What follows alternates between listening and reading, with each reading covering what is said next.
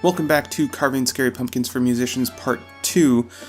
I'm going to explain more about the symbol we're using today a little bit later, but let's get straight into preparing the pumpkin. So you want to lay the design on the pumpkin and then tape down the sides of it, and then find places where you can fold the design to where you don't distort it too much, but to where the design will lay flat on the pumpkin.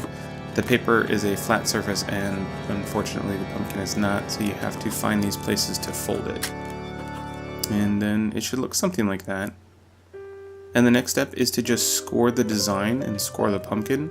So you're cutting out the design on the paper, but also leaving a score mark on the surface of the pumpkin that you can follow later when you're actually carving the pumpkin out.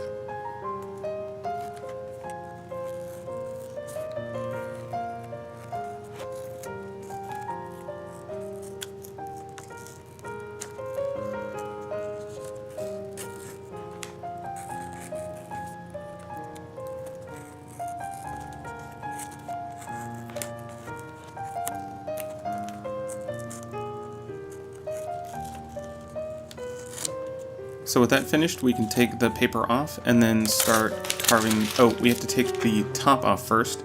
So I'm going to score the top of the pumpkin with this screwdriver to leave a mark that I can follow with this knife that will actually cut the top off. And just be careful when using craft knives like this because they're really sharp. So this will get us access to the inside. And then we can start carving. So the design that we're carving today is called a sign or segno, and you usually see it in conjunction with the DS instruction in music. So the sign and the words del segno, often abbreviated as DS, are like navigation markings in music. It basically tells you where to go in the music. So if you see del segno in the music, that means go back to the sign. Wherever the sign was, go back and find it and start playing the music from there. So even if you're on page 27 of the music and the sign was on like page 2, you got to go all the way back to page 2 and start playing again from there. So that's why it's kind of scary sometimes, because I don't know, it's happened to me a few times where you see del segno or the DS instruction and you don't remember seeing a sign anywhere, and then you're kind of panicking to find the sign and be like, where is it? Where do I go? So that's why I thought it was kind of funny to include this as a scary pumpkin for musicians, because sometimes that sign likes to hide in the music, especially if you're sight reading a piece for the first time or just learning a piece. You might miss it, and then it's a not very pleasant game of hide and seek to find out where that sign is telling you to go. So here I'm just finishing up the carving. Being careful not to put my fingers behind the blade, making sure I'm just cutting along the score lines that we had made when we were scoring out the design. And that should finish up the carving portion, but it's a very big design in the pumpkin, so we need to kind of cover that up to help diffuse the light and so that the light isn't too bright coming out of that design. So I just use crumpled up tissue paper and then lay it out across the design and cut out a piece that will cover up the design. And then all we're going to do is to attach it to the inside of the pumpkin, we're just going to use craft glue and a brush that you don't mind getting dirty. It'll wash off, but I wouldn't recommend using a very nice brush for this part of the project.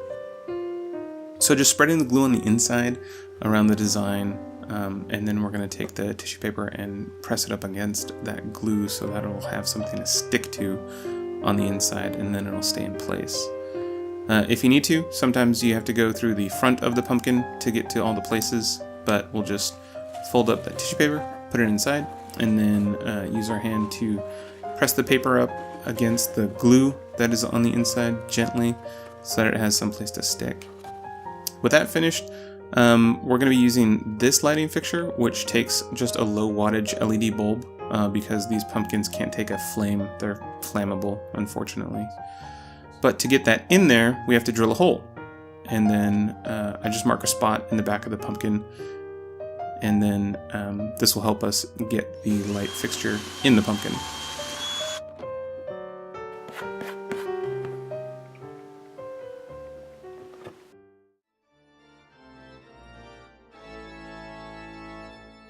And here is the finished pumpkin. After thinking about it, I don't know which is scarier, like seeing this sign or seeing the DS to go back to this sign. Probably in the moment is seeing the DS because you're not, especially if you don't remember where this is.